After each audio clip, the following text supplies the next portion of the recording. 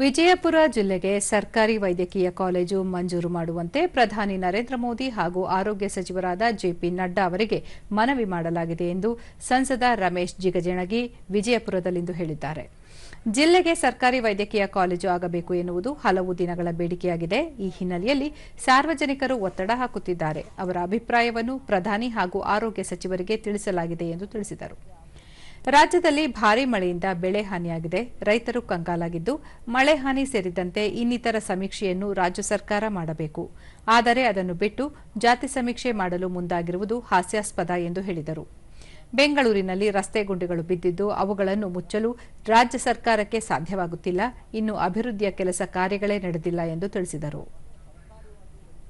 ಆಗಲಿ ಬಿಜಾಪುರದಲ್ಲಿ ಅಂತಕ್ಕಂಥದ್ದು ಬಹಳ ಸ್ಟ್ರಾಂಗ್ ಆಗಿ ನನ್ನ ಮೇಲೆ ಒತ್ತಡವನ್ನು ಹೇರ್ತಕ್ಕಂಥ ಕೆಲಸ ಮಾಡ್ಯಾರ. ಖೇದವನ್ನು ರೈತರು ಭಾಳ ಮನನೊಂದು ನಮ್ಮ ಮುಂದೆ ತಮ್ಮ ಅಳಲನ್ನು ತೋರ್ಕೋತಾ ಇದ್ದಾರೆ.